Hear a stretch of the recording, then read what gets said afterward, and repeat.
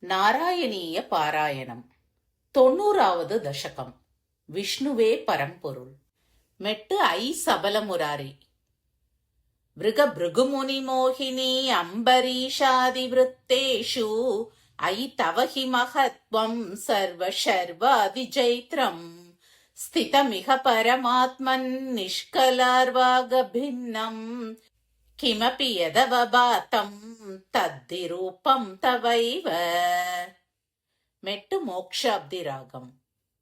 மூர்த்தி த்ரயேஸ்வர சதாசிவ பஞ்சகம் யத் பிராஹுஃப் பராத்மவபுரேவ சதாசிவோஸ்மின் தத்ரேஸ்வரஸ்து சவிகுண்டபதஸ்த்வமேவ த்ருத்வம் புனர்பஜசி சத்யபதே த்ரிபாகே.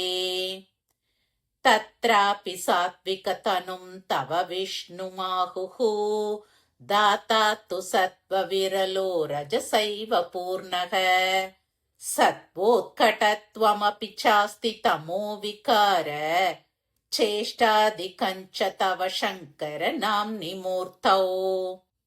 தஞ்ச த்ரிமூர்த்தியதிகதம் பரபூருஷம் த்வாம் சர்வாத்மனாபி खलु सर्वमयत्वहेतोः शंसन्त्युपासनविदौ तदपि स्वतस्तु त्वद्रूपमित्यति दृढं बहुनः प्रमाणम्.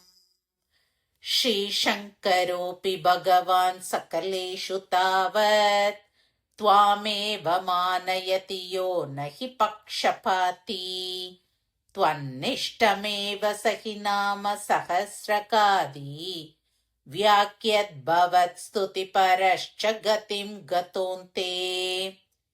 मूर्तित्रयातिगमुवाच च मन्त्रशास्त्रः आदौ कलाय सुषुमं सकलेश्वरं त्वां ध्यानं च निष्कलमसौ प्रणवे खलुक्त्वा त्वामेव तत्र सकलं निजगाद नान्यम्. समस्तसारे च पुराणसङ्ग्रहे विसंशयं त्वन्महिमैव वर्ण्यते. त्रिमूर्तियुक्सत्यपदत्रिपागतः परं पदं ते कथितं न शूलिनः. यद्ब्राह्मकल्पैः भागवतद्वितीय स्कन्दोदितं वपुरनावृतमीश धात्रे तस्यैव नाम हरिशर्वमुखं जगाद श्रीमाधवः शिवपरोऽपि पुराणसारे. ये स्वप्रकृत्यनुगुणा गिरिशं भजन्ते तेषां फलं हि दृढयैव तदीय भक्त्या.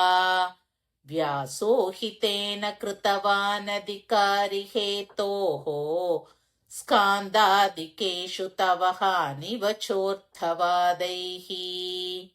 भूतार्थकीर्तिरनुवादविरुद्धवादौ त्रेधार्थवादकतयः खलु रोचनार्थाः.